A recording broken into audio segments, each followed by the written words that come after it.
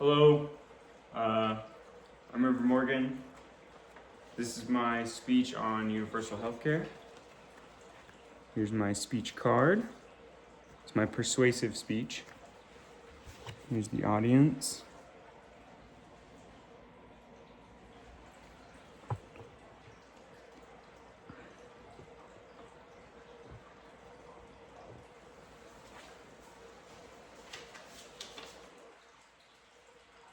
Okay, so how many of you have ever had to go to the hospital? And when you went, were you more worried about like when you got out, were you more worried about like, your illness or sickness coming back, or the bill that you knew was coming? I'm willing to bet it's the bill because I've had to worry about stuff like that before as well. But there's a way you don't have to worry about it, and it's universal health care. Through cheaper medicine prices and through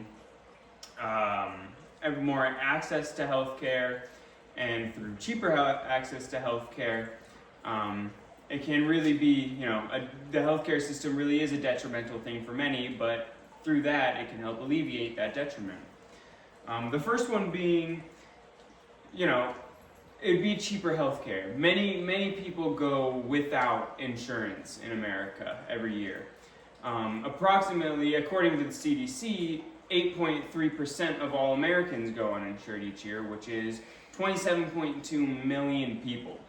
That's a lot of people that can't afford the healthcare because it's just too expensive. The average plan for insurance on healthcare.gov is $456. If you're 40 years old with 2 kids and a wife, price raises to $1,483. A lot of people just don't have that money. With the universal healthcare system, annually it would save all Americans around $450 billion, according to the CDC.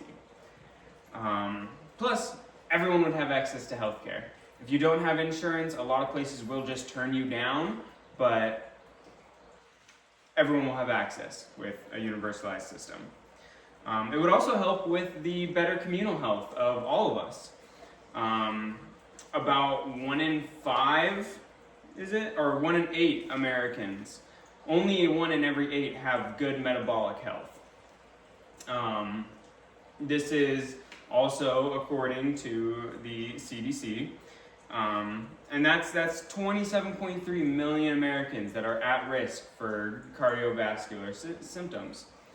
Meanwhile, in Canada, only 1 in 5. 1 in 5 people suffer from those syndromes and symptoms in Canada. They have a universalized system. So, more people are going to the hospital, more people are going to, get themselves checked out because it's cheaper and they can actually afford it. More people are getting the care they need, more people are, healthier. It also would just be lowered prices all around for all medicine. The way it works is the government would have to be the one negotiating with the healthcare providers and the medicine providers. So we would switch from them selling to us to them selling to the American government. It would be a single buyer system.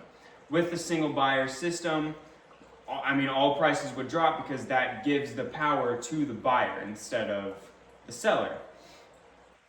So on a single buyer system, the government would be able to negotiate with the healthcare providers to lower the prices. And we already kind of do that with the Department of Veteran Affairs. The Department of Veteran Affairs, they negotiate with the healthcare providers for cheaper prices on medicine because they buy in bulk.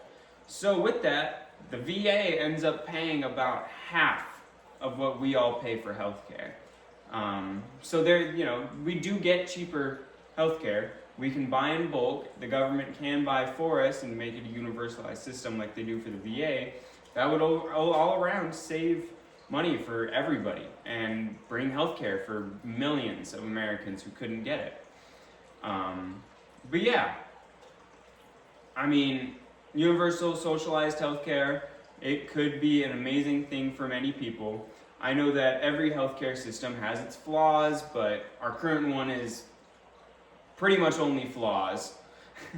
So, yeah, no, through cheaper costs, cheaper medicine costs, and just more people all around going, I really feel like socialized healthcare would be an amazing thing for most all of America.